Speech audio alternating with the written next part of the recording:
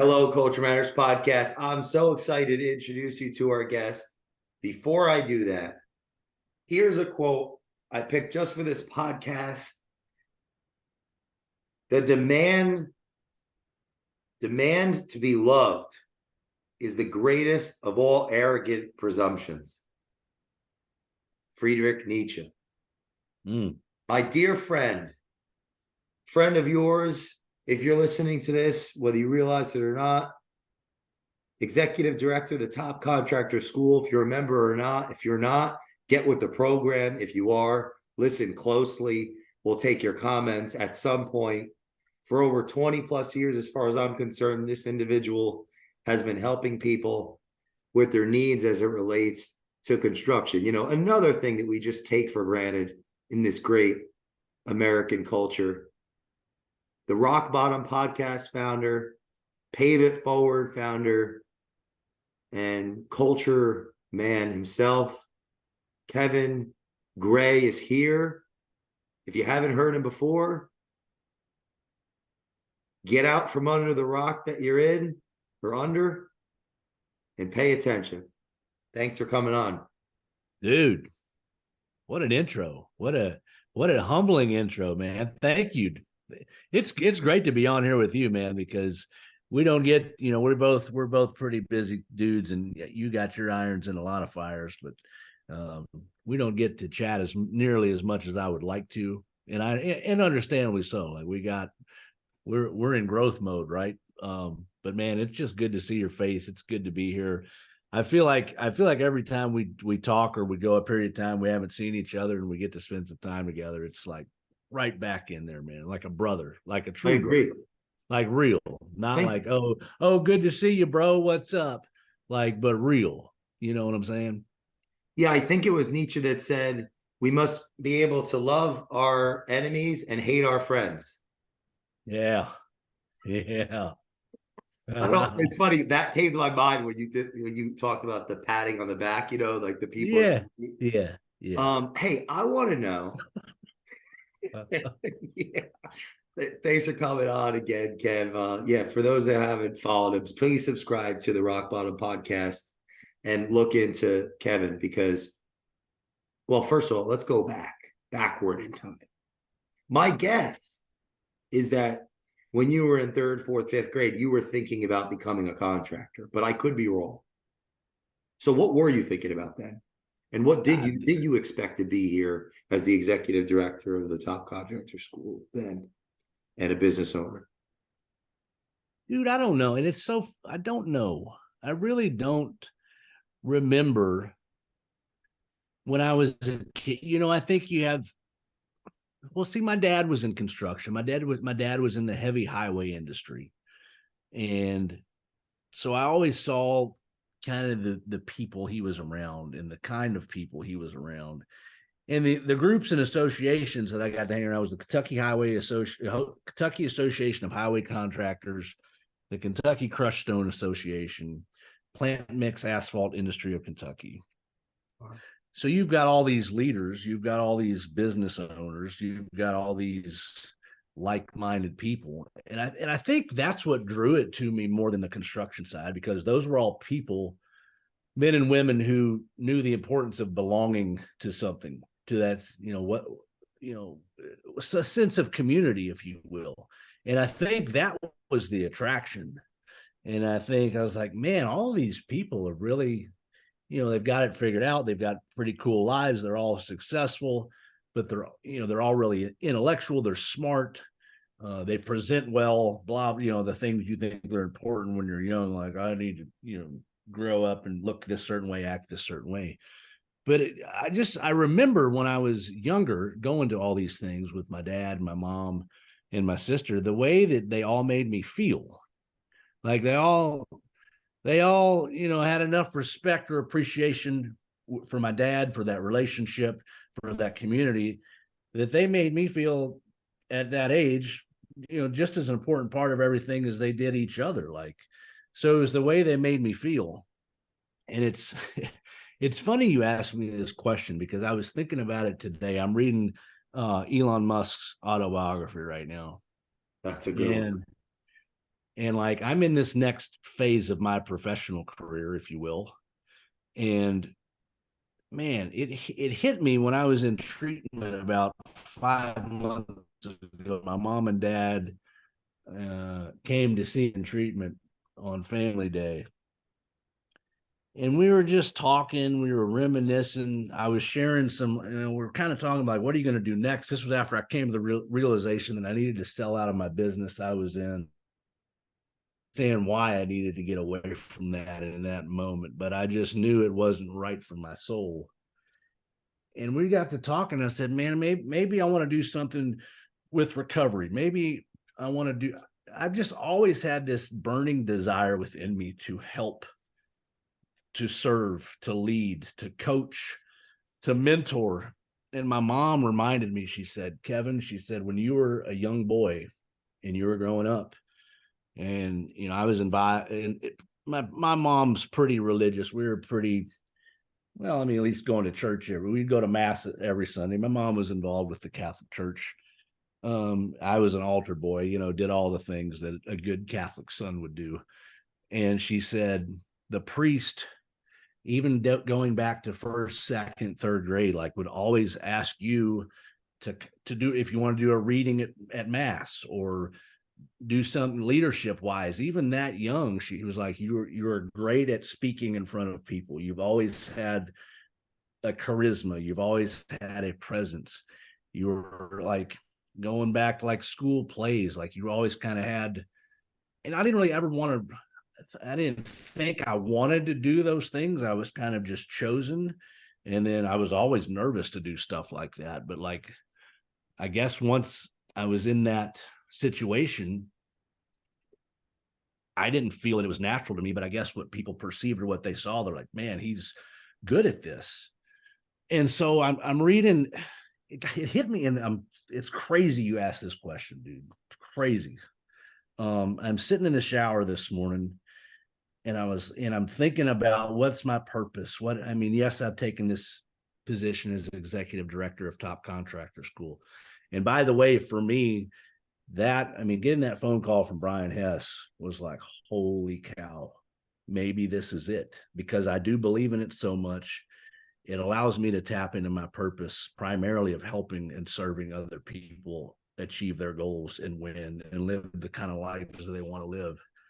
But think about what Elon's doing now. His main focus is figuring out these rocket ships, and he will put people on Mars. Maybe not in his lifetime, but because of his technologies and his research and his drive, motivation, ambition, vision, undying diligence, will put people on Mars. And it hit me the other day when I was reading his book, and it really hit me in the shower this morning, how much he loved building rocket ships as a small child. And I feel like so many of us get into our adulthood or get post-college, and they just go get the first good job they can get. And that's the career or the path or the trajectory that they end up on.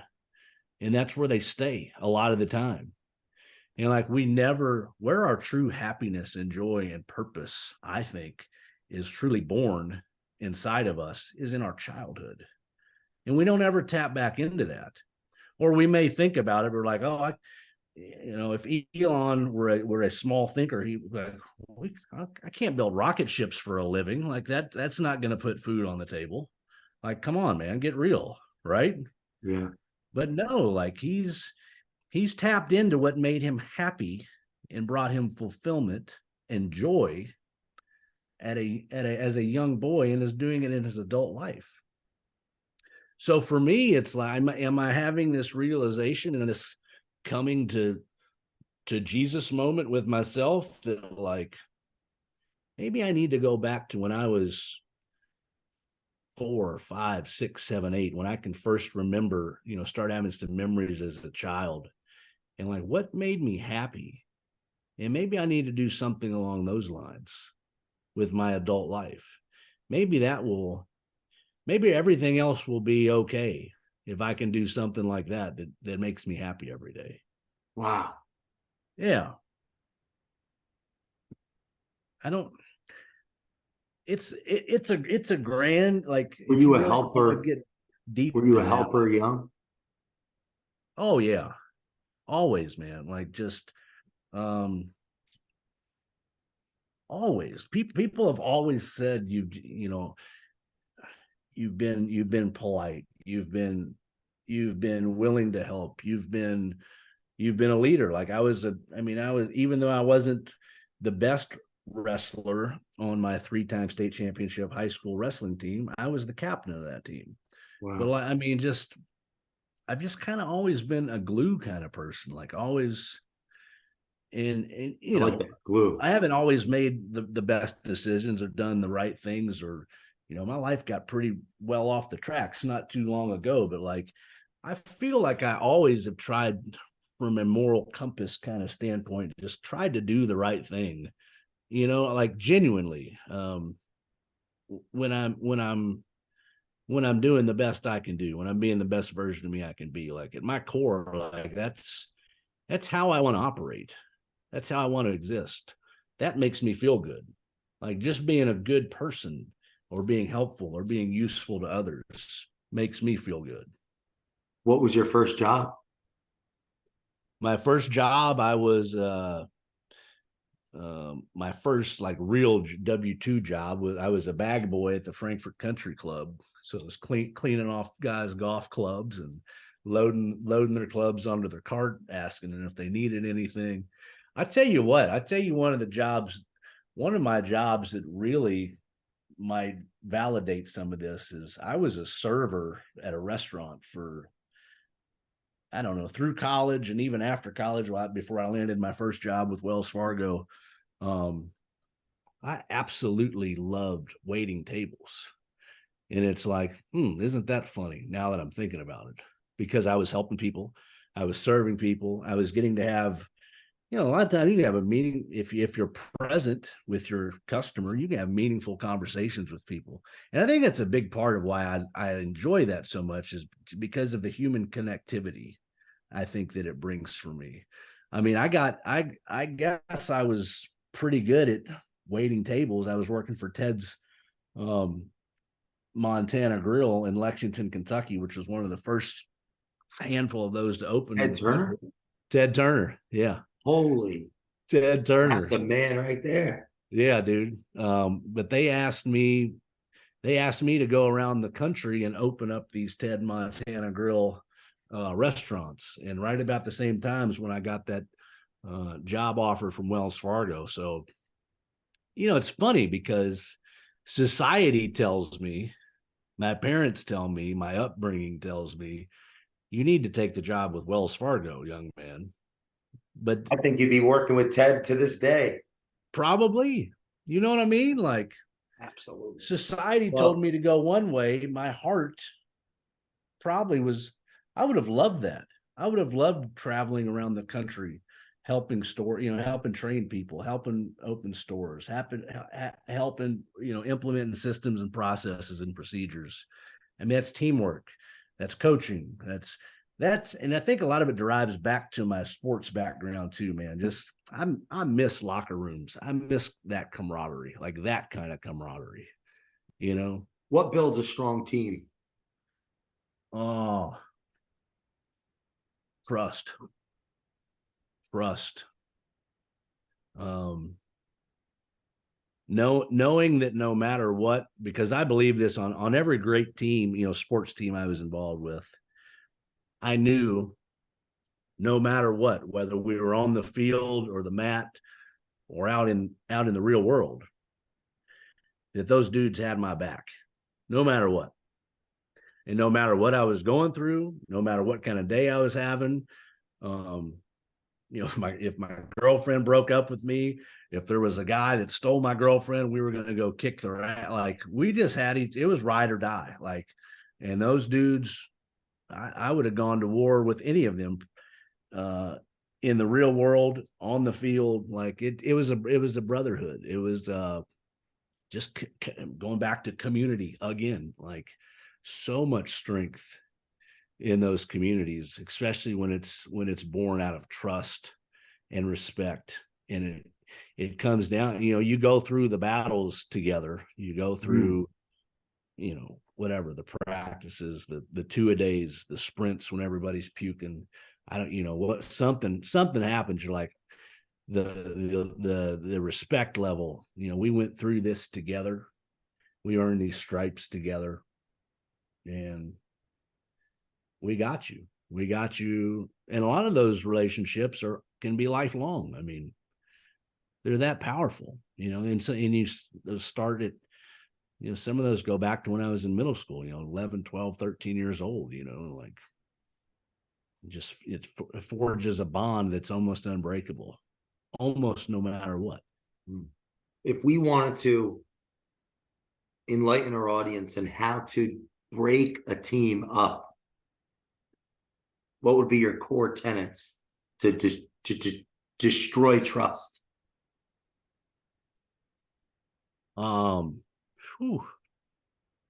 That's a great question. Like, let's invert, right? How do we break a team? I tell you what, one way to break a team is, or maybe isolate a member of the team or community, or, let's take it into the real world a little bit too. I mean, it's someone whose habits become less than the sum of the teams. Like, if our goals are this, and we're all putting in this effort, and we're all doing these actions, and we're all making these strides or these commitments or these sacrifices for the betterment of the group or the team, and this person's unwilling to do that, even though we've attempted to reach out and help and coach and lead or whatever, and they just don't get, for whatever. Let's take the TCS example with me. Like, I've been absent for the last year and a half, 2 years, for the most part, absent, physically, mentally, emotionally from the group. Even the last event or two I was at, I wasn't present. I was there in body, but I wasn't, the real me wasn't in attendance, if that makes sense. I'm not saying you kick someone out, right off the rip, and there's a testament to that here. But like, if you've got someone whose habits eventually become who they are, and they don't align with the core values, mission, ethics of the team, then that breaks down a team. I think, communication is another. Communication, trust. There's just certain core qualities that either hold a team together or break a team apart. Other things that I tell. Oh, here's a good one. Here's a good one that goes back to my wrestling team, because that's a very individualized sport. And I can remember now, there were 14 guys on that roster that all raised the state championship trophy at the end of the years. But there were a couple of guys, because they were so talented, or their egos were so big, or they were too prideful or too boastful, that I don't remember those guys. There was just one or two of them, maybe out of the 14 each year we won a title. But when I think about the guys that were on that team, I almost forget about those cats, even though they were individual state champions. It's like, wow. They really didn't. They weren't part of the team, man, because he was an arrogant asshole, and he didn't think he had to work as hard in practice, or he would sit out drills. Kind of a prima donna, if you will. Just a bad apple. Just all the talent in the world, but showing up with the wrong attitude. What does that do to others around? Well, it creates resentments. It can create jealousy. It can create.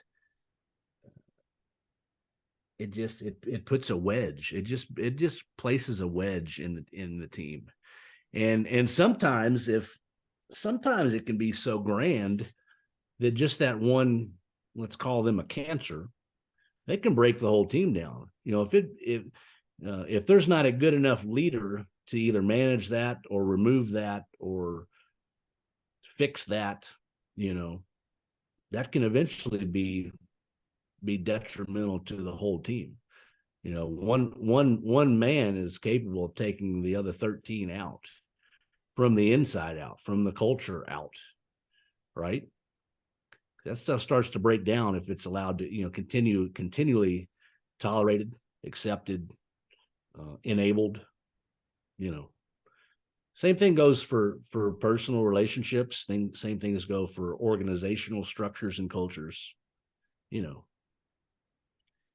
Because the other people don't understand, or they start to become confused.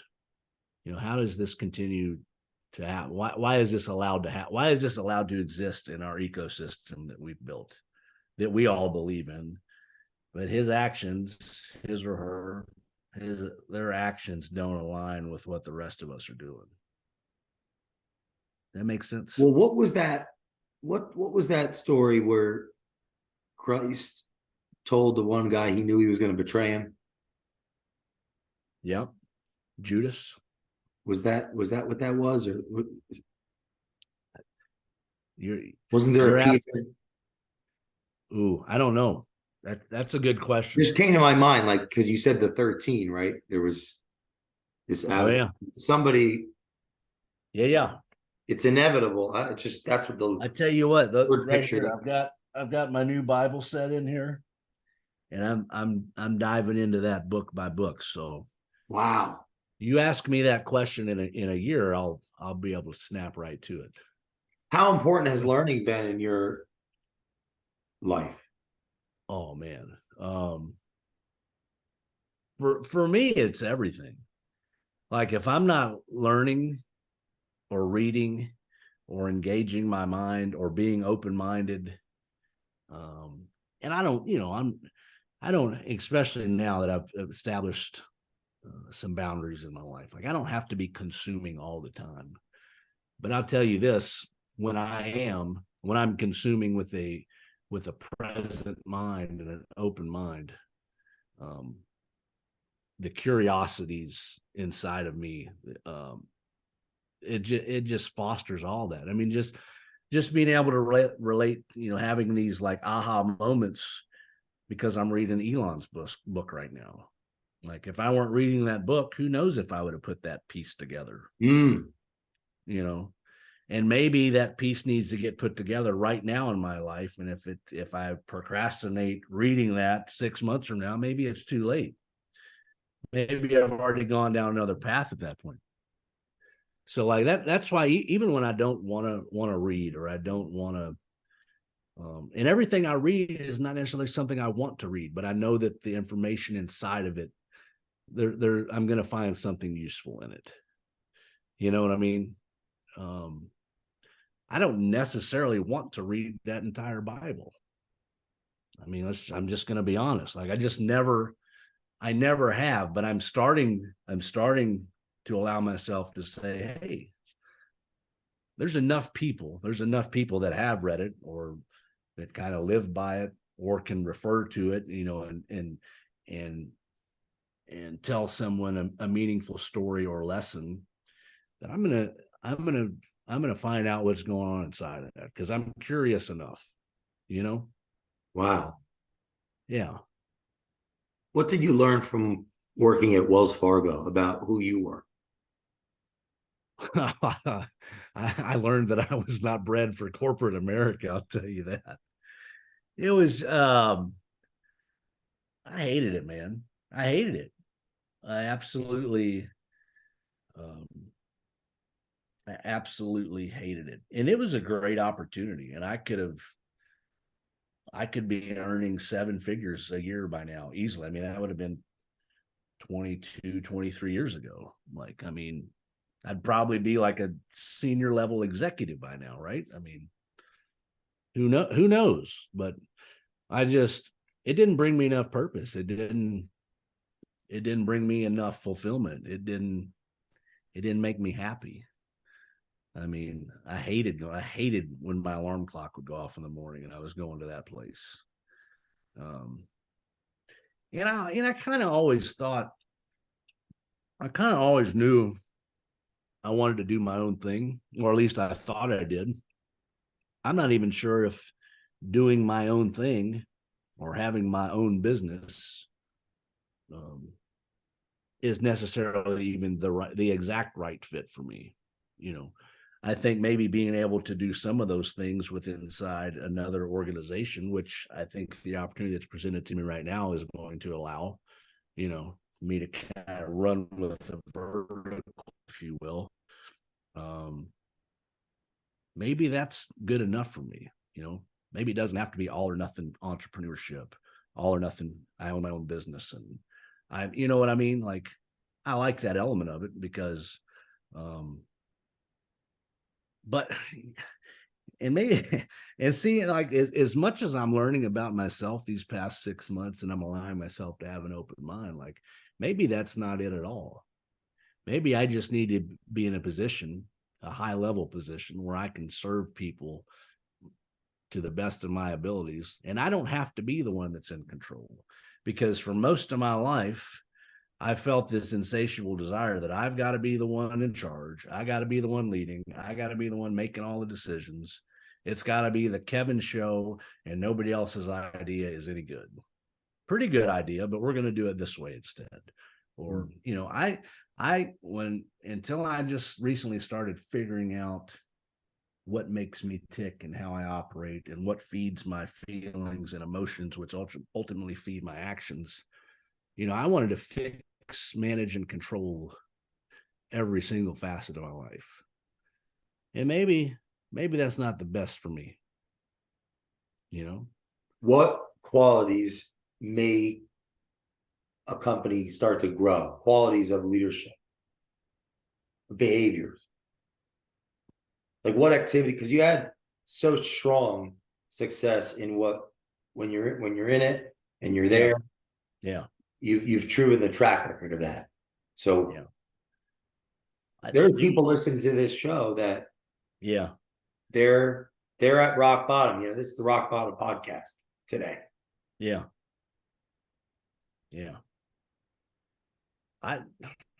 What makes a company grow, or what makes a company good? Is that, you know, what is that? Well, what you're asking? you know, what was it about you that made it run?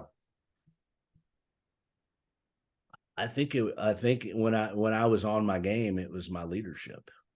It goes back to what made those sports teams great. It was, they knew, my people knew I would do anything for them, and I had proven that. Like, you need this done, it's a done deal. You need me to go, we need to go do this job, I'll be the first one there and the last one to leave. You need someone to shovel the blacktop today when I'm the owner of the company, I'm your guy. I'm the CEO of the company, but somebody forgot to take the trash out in the bathroom, I got it.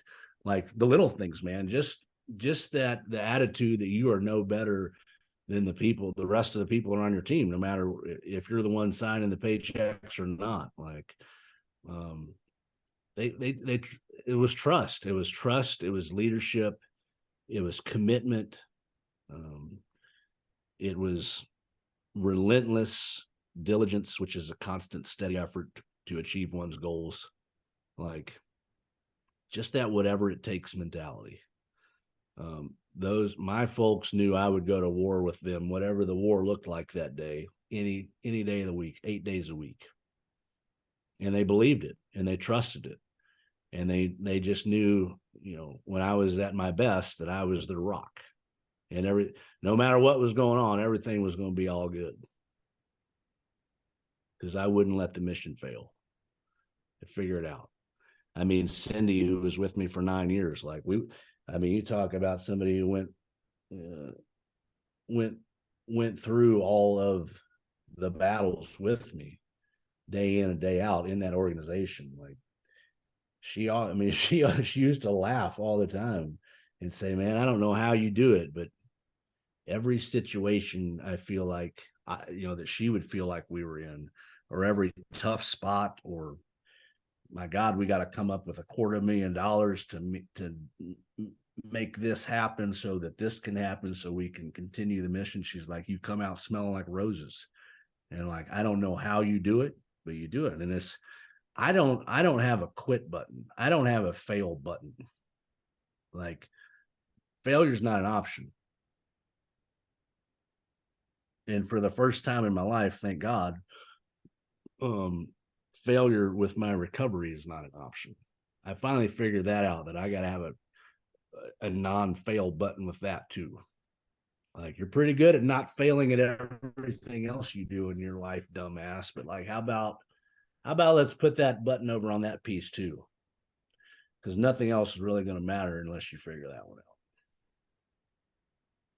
out. So it's just being relentless. I mean, I think just being relentless.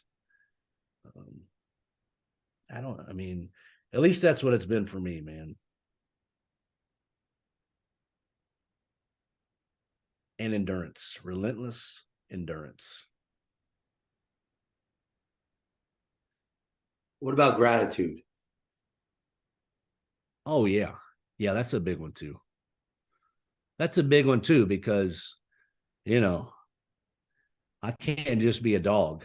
Like, I there's a and that is a huge piece, because people on the team knew how much I appreciated them, how much I valued them, how much I respected them, how much I trusted them. You know, we didn't just let anybody in the door. We didn't let anybody be a part of the team. Um, and there was an immense amount of appreciation, respect, gratitude, um, because we all had a role. Like, I might have been the leader and the visionary and the glue and the rock, but I wasn't any of that shit without the 25 other people around me. No way. But it had to be the 25 correct people. And we didn't have that right all the time. Like, but if you can keep 80-90% of the right kind of people around the team, around the culture, most of the time, there ain't a damn thing you can't do. Why?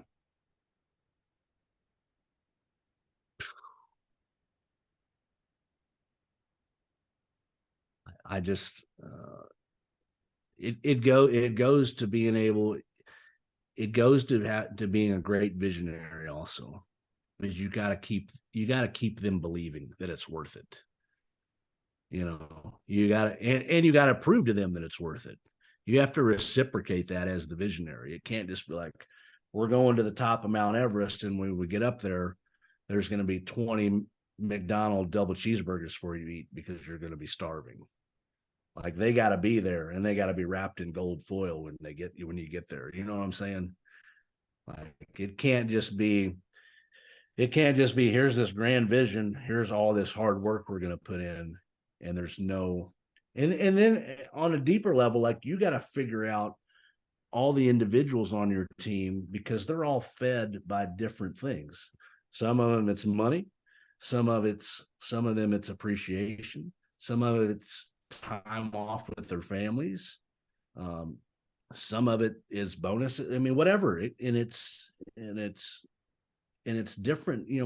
I think a lot of the times, especially business owners, they just think if they throw enough money at people, then that solves the problem. But not everybody's motivated just by money. Or that might be number three, but their number one may be, I want a week off so I can go on vacation with my wife and my 3 kids.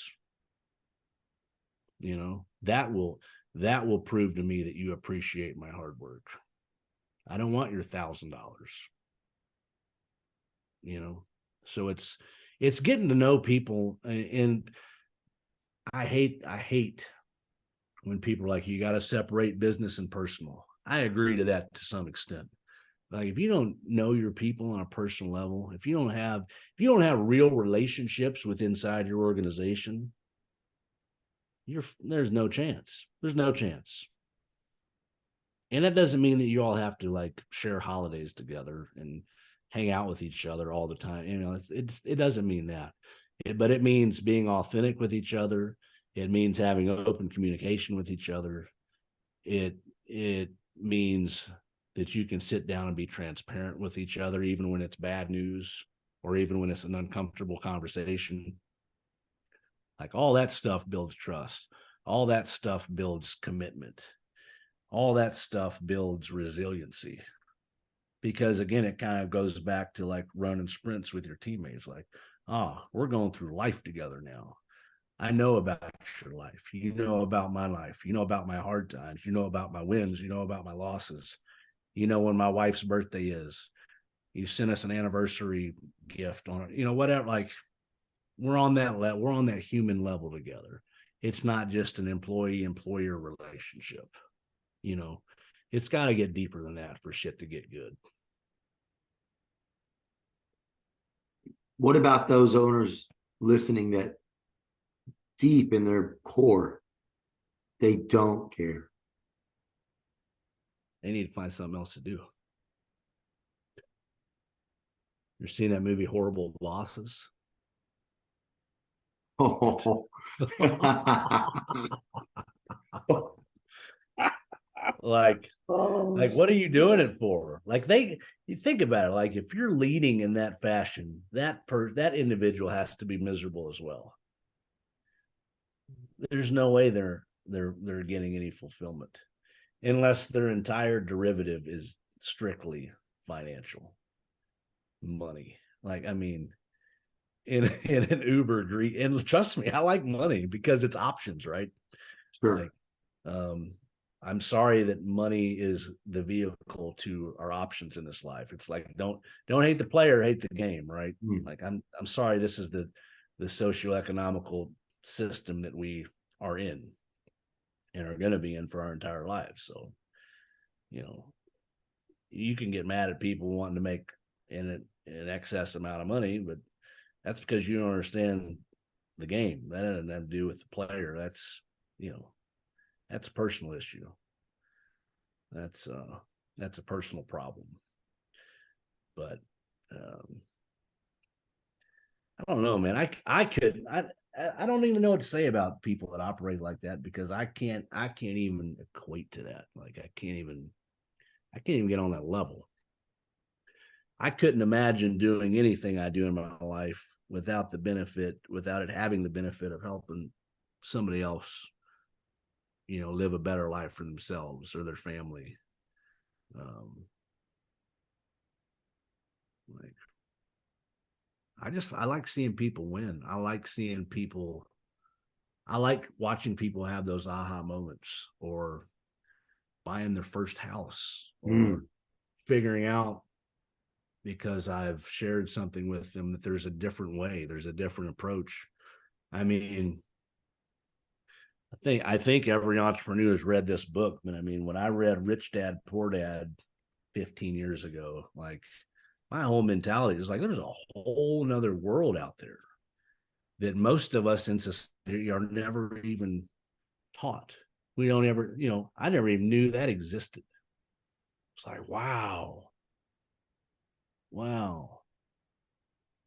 You don't have to go to school, get good grades, go to college, get a good job, get married, have 2.5 kids, have the white picket fence, have 2 dogs. You know, it's like, all those things, you know, if those things are important to you, great. But like, it doesn't have to be so systematic, and you don't have to play by the rules that our government wants us to ultimately play by. I'm not saying we're out here, you know, evading taxes and, you know, laundering money. I'm not going that route at all. But it's like, our systems, our society, our media, our big government, our big pharma. I don't mean to get all this political shit, but I mean, they're in the business of keeping the population oppressed, because that keeps them in control. And like, when you start understanding that there's a different way to navigate through this life without having to play that game, and playing kind of by another set of rules, and it's not even really a different set of rules, it's really just playing with a different mindset and a different set of expectations and a different set of realizations. Because I think when you're in that other game, I think you feel the stress of that other game all the time. You know, like, it's oppressive. It's literally oppressive in fashion. There are people uncertain, anxious, of how to navigate this new or this where the economy's at or Yeah. could be. Uh-huh. What counsel do you have for them on how to succeed right now?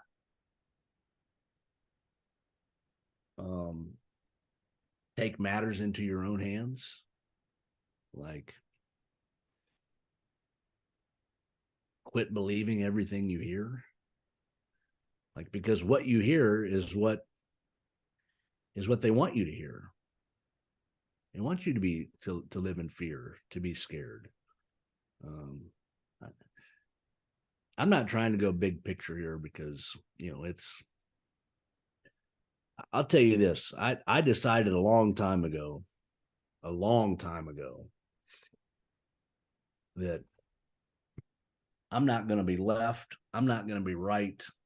I'm not going to, I don't even watch the news hardly anymore, man, because it's all just negative crap, anyways. Like, that doesn't mean I'm uneducated or I don't know what's going on in the world, because we all have these things. Like, we all know what's going on, but like, I don't live by that. I don't consume that. I don't let that fear guide me. Like, I took the stance that I'm in control of my own destiny.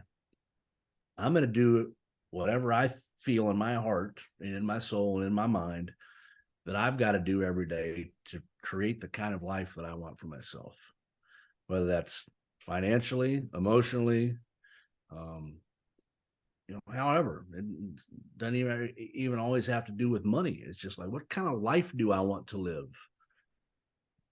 What kind of legacy do I want to leave? What kind of relationship do I want to have with my kids? Do I want to work 100 hours a week? Or do I want to work 60 and have an extra 10 for my kids? Whatever's important to you, it doesn't matter. But figure out the things that are truly important to you, the things that truly make you happy, that truly bring you purpose and excitement. God, I feel like we don't have any excitement. Like, how many people hit the, and I talked about this in my podcast earlier this week, but like, people that hit the snooze button, they have no excitement for what they're getting ready to do with their day. And by the way, that's 5 out of 7 days out of your week. How much of that is your life by the time it's all said and done? Probably over half of it. Over half of the time you got to spend in this life was doing something that you weren't excited to go do. I'm not saying everything you do every day is going to be exciting and fun and riveting, but like, if the thing you're doing 5/7 of your time during any given week you're not really excited about, then find something else. You know, even if that means a pay cut, even if that means, you know, nobody wants to say, hey, for a couple years I'm gonna sell my house and I'm gonna go pay rent and get an apartment for a couple years, and I'm gonna try this other path, and I think 2 years from now I'll be able to afford another house and get right back to the financial shape I was in. But unless I make this change this course of my trajectory, what's that doing to my happiness? What's that doing to my purpose? What's that doing? What kind of person is that making me if I'm living an unexcited, kind of miserable, depressed, you know, kind of life or mindset? Or, I mean, what else is that affecting, right? It's got to be affecting almost everything. Final question. Yeah. For part one. It's your eulogy. What are we saying?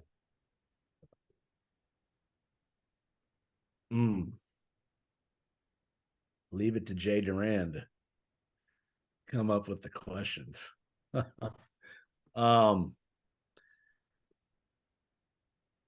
Well, let me say this too, and I talked a little bit about it on my podcast earlier this week. It was talking about the people that die, and there's only a handful of people that show up. And I broke it all the way down to most of the time there's a reason that only a handful of people will show up to a funeral. It's because whatever legacy that person left, or whatever nice things anybody would want to say about that person, every comment or statement would be followed with a but. But for me, let's just take me.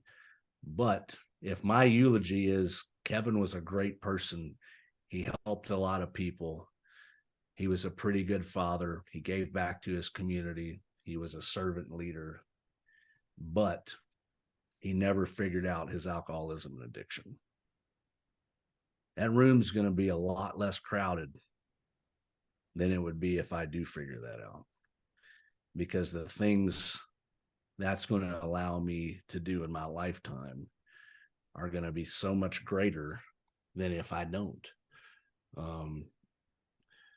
Same thing goes for someone that doesn't find their true calling or purpose. Like, he was all these things, but he just was kind of just depressed all the time. You know, I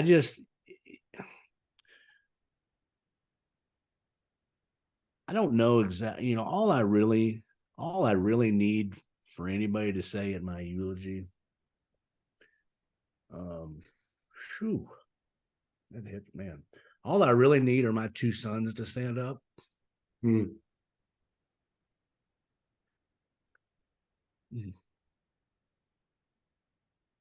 I'll be there. Thanks. I just need them to say he was a fucking good dad. That's it. And if I know that my two sons say that, I know how big my purpose is. I know how big my dreams are. And if my two sons can say that, I know all the rest of that shit fell into place.